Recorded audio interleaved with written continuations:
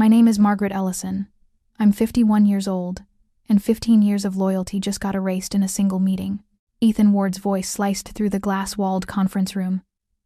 Your system's obsolete, Maggie. It's time someone modern took over. The others looked away. No one wanted to meet the eyes of a woman being publicly executed. The termination paper slid toward me, his pen still warm from signing it. I smiled, calm and deliberate. But what they didn't know was, the system I built never forgot who owned it. Before I continue, tell me where you're watching from, and hit like and subscribe if you've ever been betrayed by someone who smiled to your face while cutting you down behind closed doors. Because this isn't just about a firing. It's about what happens when arrogance meets memory, and when a system learns to defend the woman who built it. When I first joined Orion Data Systems, it wasn't the glass tower it is now. It was a 2-car garage in Fremont, with rain leaking through the roof and a half-broken espresso machine that sputtered like it had asthma. We worked with space heaters and faith. Back then, Robert Kellen wasn't the polished chairman you see on magazine covers. He was just a man in a wrinkled plaid shirt, sleeves rolled up, eyes red from sleepless nights. He had an idea: build a platform that could process terabytes of client data in real time, but no one to build it, and that's where I came in. I still remember that first meeting. The rain drummed on the roof while Robert slid a stack of papers toward me. We can't afford you full-time, Maggie, he said, his voice apologetic, but we'll make it right later. He meant well. I believed him. So I agreed to a consulting contract, under one condition. I'd retain full licensing rights to any system architecture I designed until Orion purchased it outright. He nodded immediately, grateful, almost relieved. I didn't know it then, but that one signature would one day decide everything. For the next few years, my life was a cycle of caffeine, code, and quiet nights lit by the blue glow of a monitor. I designed the framework from the ground up, every module, every dependency, every patch. I named it Halcyon, after the bird that calms the sea. It was supposed to bring order to chaos. I didn't have much of a personal life back then. My friends joked that I had a relationship with my keyboard. They weren't wrong. My parents had passed away, I had no siblings, and the idea of starting a family had long since faded. Orion was my home, the team, my family. There were nights when Robert would fall asleep at his desk, and I'd drape a jacket over his shoulders. Mornings, when we'd laugh over stale donuts, high on the illusion of building something immortal. Those were the good years when the work meant everything, and recognition didn't matter yet. But startups grow like teenagers, fast, awkward, and hungry. The more we succeeded, the less I felt like a person, and more like a machine that produced miracles on demand. When the Series A funding came, Robert's handshake got tighter, his tone more corporate. He replaced my consulting title with chief architect, but quietly forgot the conversation about buying my license. I reminded him once, maybe twice. Each time, he smiled that careful smile people wear when they're about to lie to themselves. It's just paperwork, Maggie. We'll take care of it when the time's right. The time never came. Still, I stayed. Not out of weakness, but because I believed in what we were building. By 2015, Halcyon had become the spine of the company. Every data pipeline, every client dashboard depended on my architecture. If it stopped, the whole system would seize like a car without oil. There was one weekend I'll never forget. We had a catastrophic memory leak during a client demo. It was Saturday night, and the rest of the team had gone home. I stayed up 30 hours straight tracing the bug. My hands shook, my eyes blurred, but when I finally fixed it, I didn't tell anyone. The credit went to the project manager who emailed the client. I swallowed it, but it carved deeper than I thought. Sometimes, late at night, I'd walk through the dark office alone. The hum of the servers sounded almost alive, a low, steady heartbeat. I'd think about how fragile it all was. One wrong hand in the codebase, and it could crumble. That thought scared me enough to take precautions. In 2010, I added a fail-safe routine, a simple line of code that checked whether Orion's license was active every 7 days. If not, it would trigger a countdown, locking key components until verification resumed. It wasn't sabotage, it was protection, a digital signature that said, I was here. I encrypted the documentation and stored it in multiple places, one on Orion's private server, one in my own secure drive, and one on an offline USB locked in my filing cabinet. Robert knew about it. He even called it clever. That word used to mean something kind. Years passed. The company expanded. Orion Data became a darling of the SaaS industry, with Robert in every tech magazine and venture capitalists calling him a visionary. My role, hidden in the background, buried under the buzzwords of a younger, louder generation. I mentored developers who treated me like a relic. I listened to 20-somethings explain modern architecture as if I hadn't invented half the patterns they were quoting from blogs. I kept my cool, corrected them gently, and moved on. Then came Dylan Cho, a quiet, bright-eyed developer fresh out of MIT. He reminded me of myself, back when I still believed talent could outshine politics. I taught him how to read beyond the syntax, to see the logic flow like music. He listened. He respected the code. One evening, as we reviewed a complex database migration, he asked, "Why don't we refactor the whole system into microservices like everyone else?" "Because," I told him, "you don't demolish a bridge that's still holding traffic just to build one with prettier cables." He smiled. "You really believe Halcyon's still the best way forward?" I looked at the code, streaming across the screen. 15 years of my life, condensed into thousands of lines. I don't just believe it. I know it.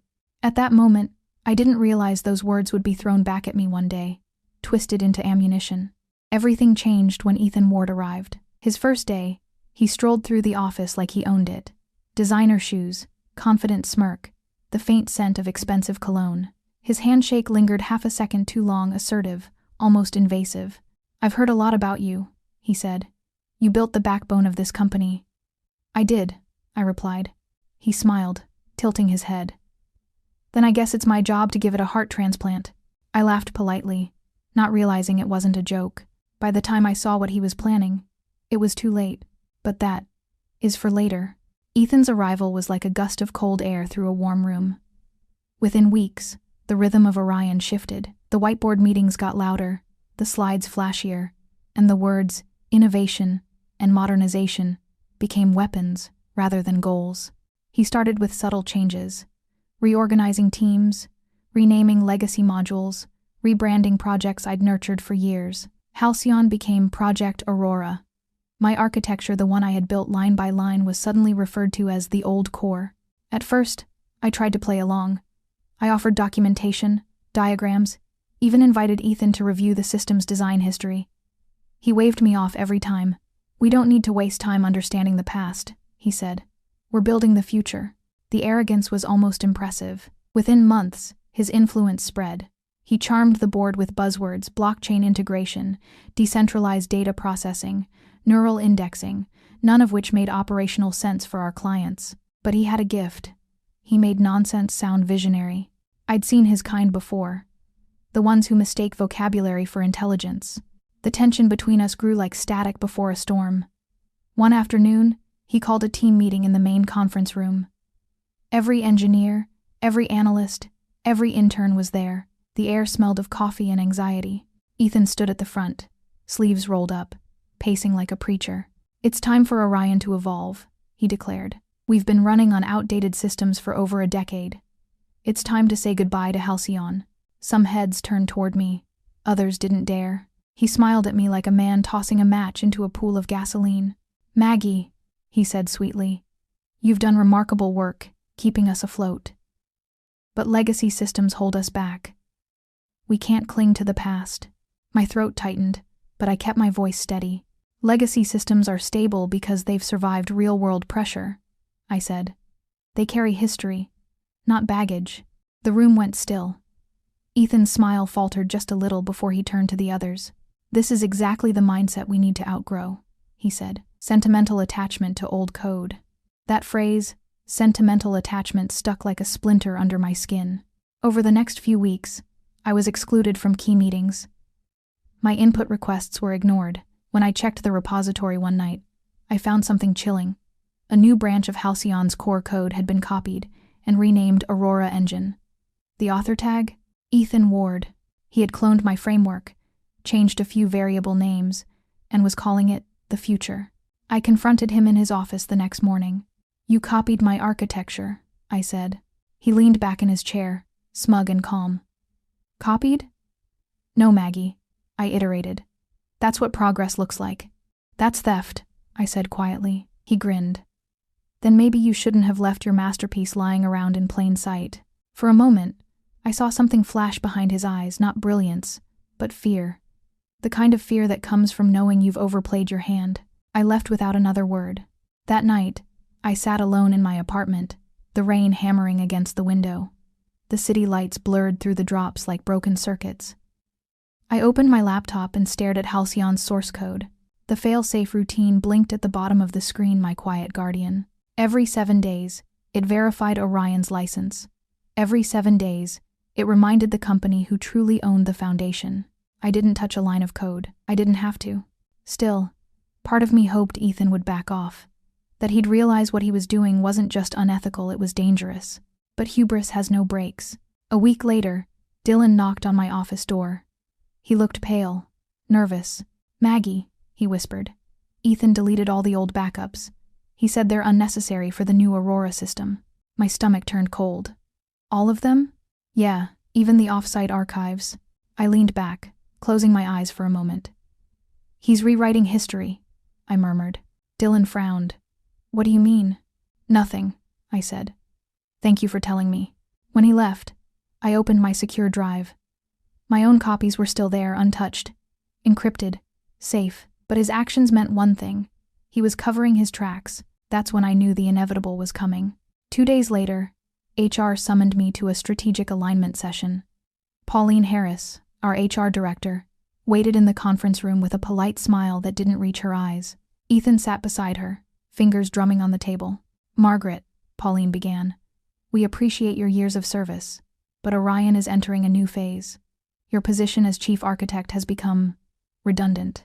I looked at the termination paper in front of me. The words blurred for a moment. Then I looked at Ethan. "You've made your choice," I said softly. He tilted his head. "Do you have anything to say for yourself?" I smiled faintly. "Be careful what you delete, Ethan. Some systems remember everything." His smile froze. Pauline blinked, confused. I signed the paper, stood up, and walked out. My steps echoed down the glass hallway, each one lighter than the last.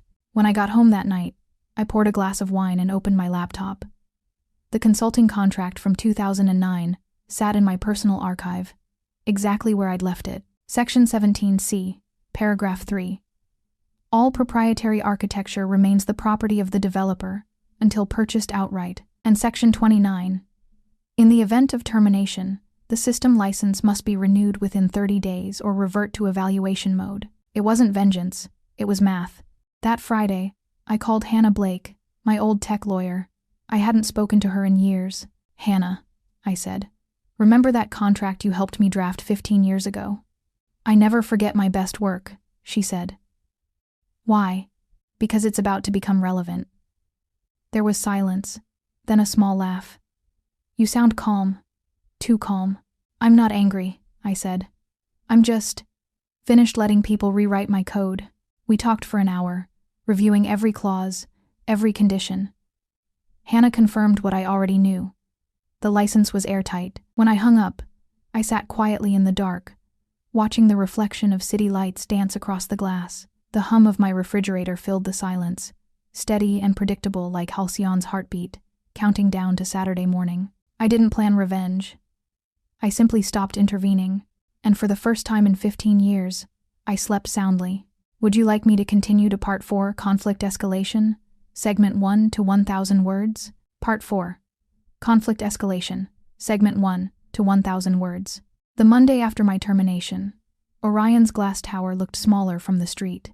Funny how perspective changes once you're outside the bubble. I walked past the lobby just long enough to see my name already removed from the employee directory. A clean erase. Inside, they were celebrating. Someone posted a photo on LinkedIn. Ethan shaking hands with the CEO under the caption, "A new era begins at Orion Data Systems." My phone buzzed with messages from old colleagues. "Sorry, Maggie. We didn't see it coming." I didn't answer any of them. I had nothing to say that wouldn't come out sharper than I intended. Instead, I drove to a diner near Lake Union, ordered black coffee, and opened my laptop. Halcyon's dashboard glowed like a pulse on the screen. Everything still functioning, each module pristine. In the corner, a small note flashed. "License verification. Scheduled Saturday, 7:30 a.m. I stared at those numbers for a long time. That week unfolded like a slow-motion car crash. From my window, I could see the Orion building across the water, its lights burning late each night. Dylan texted once. They're pushing Aurora update this weekend. Ethan says it'll replace everything. Everything. He had no idea how literal that would become. By Wednesday, Ethan's tone on social media had shifted from visionary to smug. He was being interviewed by Tech Talk Weekly, taking full credit for the upcoming transformation. Legacy architecture, he said, belongs in museums, not modern enterprises. I almost laughed. On Thursday evening, a storm rolled through Seattle. Wind howled between buildings, the kind of noise that makes you feel both powerful and small. I poured another cup of coffee and checked my inbox. There it was, an email from Robert Kellen. Subject: What happened? The body was short. Maggie, I just heard. Please call me. I didn't. Some lessons need to arrive on their own. Friday night, Dylan showed up at my apartment building. He looked exhausted, hoodie soaked from the rain. I shouldn't be here, he said, voice low. But you need to know Ethan deleted the replication logs this morning. He's claiming Aurora was built from scratch. I motioned for him to sit. And you have proof? He nodded, pulling out a flash drive. Security cameras caught it. He didn't realize the servers record local terminal sessions. Keep it safe, I told him.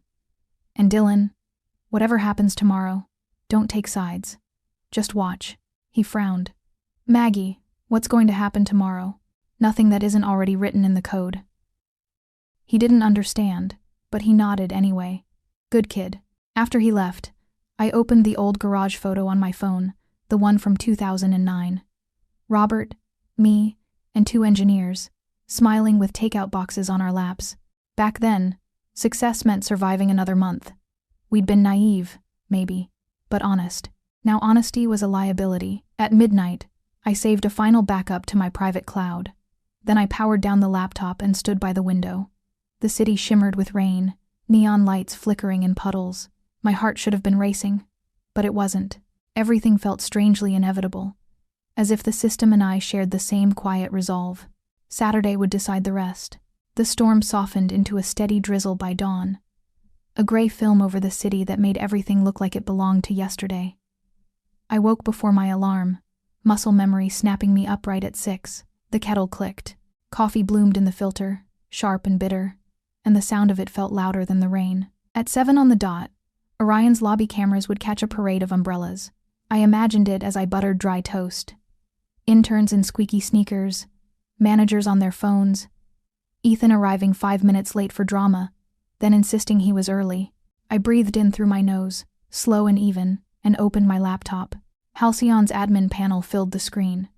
It always greeted me the same way, with a simple status line in the corner. License. Verification. Scheduled Saturday, 7:30 a.m. I watched seconds slide off the clock, like flakes of paint. At 7, my phone lit up. Robert again. I still didn't answer. A voice message landed a minute later, then another. By 7:15, my screen crawled with missed calls.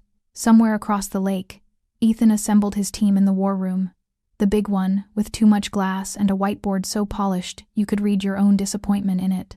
Dylan texted. Everyone's here. Aurora deploy in 10. Breathe, I told myself. Then I typed 2 lines in a note I kept for moments when the past reached up and grabbed my ankle. You built something that remembers. Let it remember. At 7:29, I stood and stretched. The drizzle turned to rain again, heavier this time, the kind that pushes pedestrians under awnings and makes cabs scarce. A gull screeched. Somewhere in the building, a neighbor's blender whirred like a migraine. At 7:31, the first alert popped on my screen. Aurora engine initialized. Halcyon compat layer bypass requested by user. E-word. Then the heartbeat I knew by sound alone. License verification routine started. Verification token. Expired. Grace window. Elapsed. A second line. Evaluation mode engaged. It wasn't dramatic. No fireworks. Just a quiet rearrangement of the world. Service modules slipped into restricted states, the way a careful hand extinguishes candles in a church. One by one, respectful and absolute.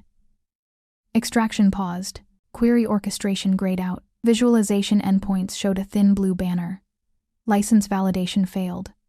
Please contact your system administrator. From Orion's side, the chorus began. My phone pulsed with a vibration pattern I'd set years ago for internal Sev 1 alerts, then another, then continuous. I set it face down on the table and watched the rain. A call forced through. Unknown number. No thanks. Then a name I knew. Dylan. I picked up. It's everything, he said without hello. Dashboards, reports, pipelines. Client calls are exploding. What's Ethan doing? Blaming Halcyon. Says legacy dependencies failed to resolve. He wants to wipe persistent stores and rebuild. If he does that, he'll lose audit trails. He knows. He knows. Silence breathed between us, heavy with the obvious. He had deleted the logs that might contradict his birth story for Aurora. Now he wanted to erase the rest. Hold your ground, I said. Don't touch a thing without written instruction. If he tells you to run a destructive script, email him for confirmation. Then save it. Maggie. Dylan. They'll ask if you did this. What do I say?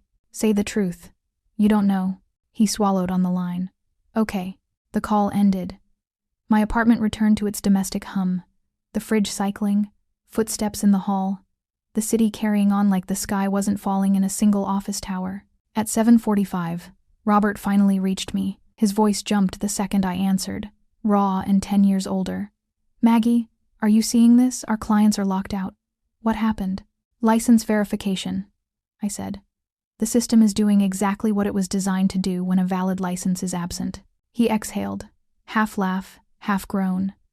Can we talk, you and I? Privately. You had a decade to talk. I deserve that, he said. But I'm asking now. Please. Not yet. Get your people safe. Don't let anyone run destructive resets. And Robert, stop Ethan from wiping the boxes. I hung up before he could bargain. I made another coffee. I barely sipped. By 8, the press had noticed. Tech Talk posted a headline about a major outage at a top analytics firm. The comments bloomed with schadenfreude. I closed the tab and opened my contract instead, finger tracing the old language as if it were Braille. Section 17C. Section 29. Nothing had changed but the weather. At 8:30, Dylan called again, breathless. He wants the team to migrate to a fresh cluster and abandon the current state. He says we'll rebuild from Aurora's schema. He says Halcyon is the problem. Tell him the problem is governance, I said. Then email him. CC Robert. Phrase it like a question. Are you authorizing destruction of regulated data stores without a verified chain of custody? That'll get me fired. You already work in a building on fire. Ask for a fire alarm, not a promotion. He laughed once, short and desperate. Okay. I'll send it. I waited with the calm that comes when your choices are spent, and the only movement left is consequence. The rain stuttered on the glass, longer pauses between drops, as if the weather, too, had exhausted itself. 9 o'clock. A different number blinked. The CEO. I let it die. A minute later, a board assistant. Then the general counsel. I considered answering, decided not to, picked up anyway when the phone lit with one name, Hannah. Status, she said. As expected, I said. They're trying to pin it on technical failure. Ethan's pushing for destructive changes. I'll send a letter to the board and council right now, she said. 2 paragraphs. One on the license, one on spoliation, if they wipe anything. Also, if they accuse you of sabotage. I'll politely remind them that a contractual failsafe is not a crime. It's due diligence. Thank you. You're steady, she said. I like steady. I set the phone down with a thumb that trembled only after the call ended. Then I walked to the sink, turned on the tap, and watched water run until it went from cold to colder. Small rituals help. Make the coffee, rinse the mug, wipe the counter, while the men in suits hyperventilate, put your house in order. At 9:30, I got the text I was waiting for, from a number I didn't recognize, but the phrasing was unmistakable. Maggie, we're convening the board at 10. Please join the call. Robert. I typed back. Send me an invite. I'll listen. 10 minutes later, Dylan sent a different kind of message. A still frame from a security camera. Ethan at a terminal. Time-stamped. His hands on a keyboard. A black prompt with white letters. The command that clears logs without recycle. The kind of command you only run if the story you want needs a different set of facts. I saved the image to 3 places and closed the thread. 9:59. I clicked the board link and muted my mic. Faces flooded the grid. Robert's jaw tight. The CEO. Pale. The general counsel. voice too bright. And Ethan in a square that seemed to have its own spotlight. The hero of a movie only he believed he was in. "We're at Sev 1, the CEO began. "Clients are threatening breach penalties. We need solutions." Ethan leaned forward, hands steepled. "The legacy core failed during our modernization routine. The cleanest path forward is to rebuild from Aurora and deprecate the old system immediately." General Counsel nodded as if he understood any of it. "And the timing? Unfortunate," Ethan said smoothly, "but it's exposed the risks we've been warning about. The old system is brittle. Maggie's design." He stopped when Robert lifted a hand. "Ethan," he said quietly, "did you delete replication logs yesterday morning?" Ethan blinked. "No." Robert's eyes slid off screen for a second as someone messaged him. He looked back, voice flatter. "We have security footage." Ethan's jaw made a small, involuntary twitch. "Maintenance cleanup." "Irrelevant." The counsel cut in. "Let's stay focused on restoration and liability mitigation." I unmuted. My voice surprised me with how calm it sounded. "You cannot rebuild from Aurora without a valid license for Halcyon.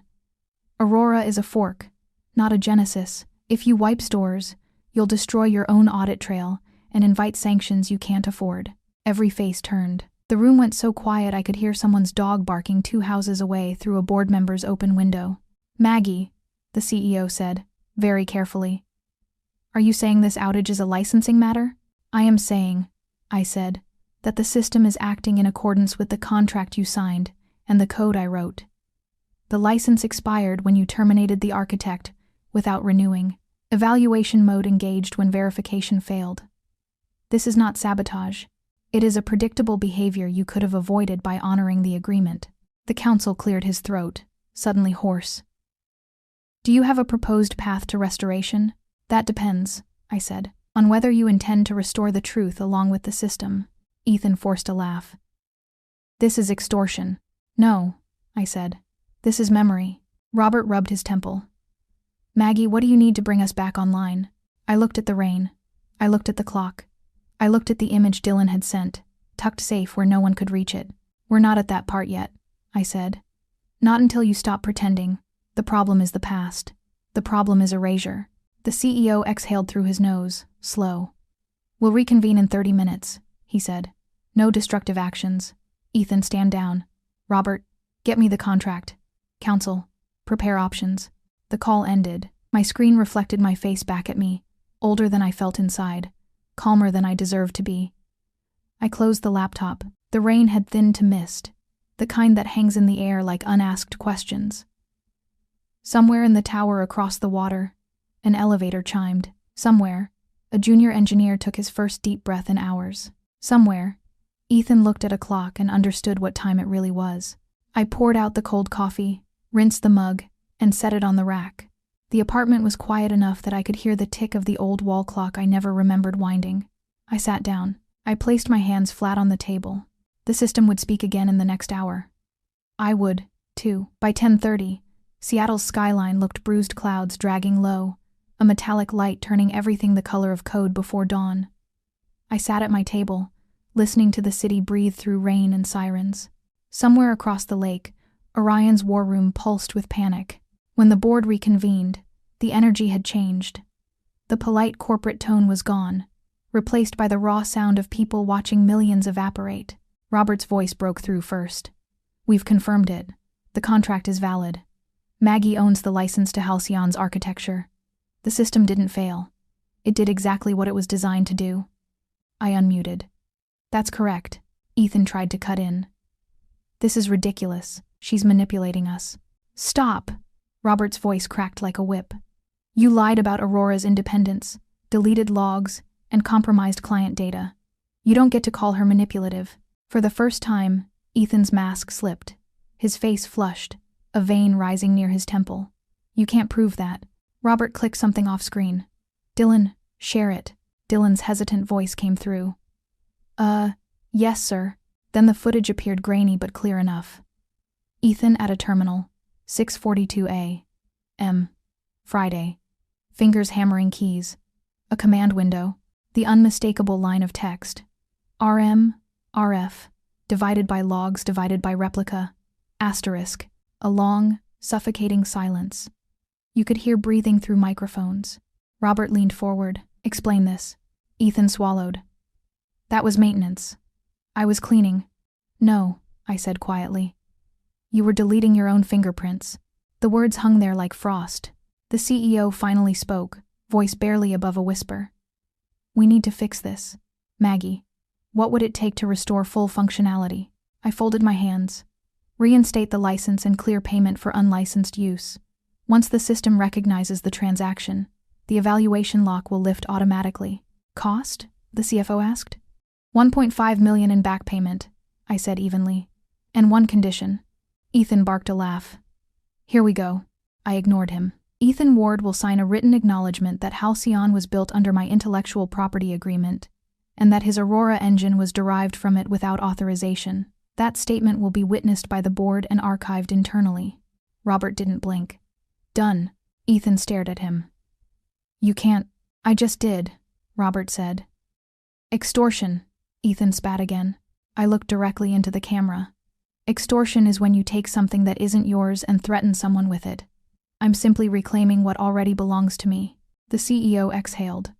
You'll have payment within the hour. I'll send the validation key once the transfer clears. I replied. While legal finalized the documents, the board went silent except for the sound of muted phones and tapping keyboards. Ethan fidgeted, glancing off camera. I wondered if he was thinking about how quickly the hero of his own story had become the villain in everyone else's. A private message popped up from Dylan. You okay? I typed back. Better than I should be. When the CFO confirmed the wire, I attached a small file to the chat. License, key, Halcyon, V15, DAT. The system would recognize it instantly. Applied, Dylan said a moment later. Verification green across all nodes. The dashboards began lighting up and sequence data flowing back, connections snapping into place like vertebrae realigning. One by one, client systems came back online. A collective exhale rippled through the call. Ethan sank back in his chair, color draining from his face. He looked like a man realizing the credits were rolling and he wasn't in the final frame. Maggie, Robert said, voice steadier now. The board has also voted unanimously to terminate Ethan Ward's employment, effective immediately. Ethan shot up. You can't fire me for this. You knew about that contract. Robert's tone was ice. I knew about it, yes. I also knew you were too arrogant to read it. Security entered the background of Ethan's feed, a quiet, humiliating choreography. He froze for a moment, then leaned toward the camera. His voice dropped low, venom wrapped in a smile. You think this makes you a hero? You'll always be a relic, Maggie. You built a system that can't survive without you. I let the silence stretch before answering. That's where you're wrong. I built a system that remembers. Then I ended the call. I didn't feel triumphant. Not yet. Only relief, a strange, heavy calm settling over me like fog on the bay. Robert called back 10 minutes later. The apology letter's drafted. It'll go out company-wide first thing Monday. Publicly, we'll call it a restructuring miscommunication. But internally, everyone will know what you did. I sipped my now cold coffee. It's enough. I mean it, Maggie, he said softly. You saved this company from itself. No, Robert. I just let it meet itself. When I hung up, I sat there for a long time, watching the rain ease into mist. Across the water, Orion's windows flickered back to life, each floor lighting in sequence until the whole tower glowed again. I should have felt vindicated, maybe even proud. But all I could think about were the people inside, the young developers like Dylan, the ones who'd stayed through the chaos, who'd learned the right lesson from this. On my screen, Halcyon's status indicator blinked green. License verified. Operational. I whispered, welcome back, old friend. Then, for the first time in months, I closed my laptop not to shut the world out, but to let it back in. Outside, the city was waking, and somewhere deep within Orion's servers, a quiet line of code logged the moment. Ownership recognized. I smiled. Just once cold, small, and final. Because justice didn't need noise. It only needed precision. By Monday morning, Orion's headquarters gleamed again under a washed blue sky, the kind that only comes after days of relentless rain. I stood across the street with a paper cup of coffee in my hands, watching employees stream inside, unaware that the entire building had nearly collapsed 48 hours earlier. I wasn't there to gloat. I just wanted to see the machine I'd built still breathing. At 9 a.m., my phone buzzed. An email from the board. Effective immediately, Margaret Ellison is reinstated as Consulting Director for System Integrity and Architecture Preservation. Beneath the formal tone was the subtext I understood all too well. We need you to clean up the mess. I took a slow sip, the coffee bitter but satisfying. They would expect me to restore the order Ethan had tried to burn down, to patch holes he'd left in his wake. And I would. But not for them. For the system. For the code that had carried my fingerprints for 15 years. I walked into the lobby just before noon. Heads turned. Conversations paused. The same people who'd watched me walk out in silence 3 days earlier now nodded, murmured, smiled too quickly. Guilt is an excellent teacher. Pauline from HR handed me a sealed envelope. From the board, she said, eyes flicking to the floor. Inside was the formal apology, typed, stamped, signed by every executive. We recognize the invaluable contributions of Miss Ellison, regret the oversight, extend our gratitude for her integrity and professionalism. A corporate hymn of repentance. I folded it neatly and tucked it into my bag without a word. At my temporary office, a small glass room, 2 floors below my old one, I set down my laptop and booted up Halcyon. The dashboard hummed, smooth and alive. The system logs still bore the entry from Saturday. License validation complete. But deeper in the code, hidden beneath layers only I could navigate, sat a new line I'd written Sunday night while the city slept. If unauthorized, modification, detected, trigger, audit, log, notify, owner memory, sequence, active. Not revenge, not sabotage, just a quiet guardian, a whisper in the system reminding the future to respect the past. Ethan had been wrong. The architecture didn't need me to survive. It only needed to remember the truth of who built it. I leaned back, watching the pulse of the system flow across the screen. It was steady, loyal. They thought they had destroyed me, but all they'd done was hand me the one weapon I needed: time. If you've ever been pushed aside by people who called your loyalty outdated, remember this truth has its own clock. It may run quiet, but it never stops ticking. I'm Margaret Ellison, and this story isn't about revenge. It's about recognition. About making sure the system you built never forgets your name. Because sometimes, the sweetest victory isn't bringing others down. It's standing tall when the dust settles, knowing the foundation still bears your signature. If you've ever felt like the outsider in your own family or your own workplace, subscribe. This story isn't over.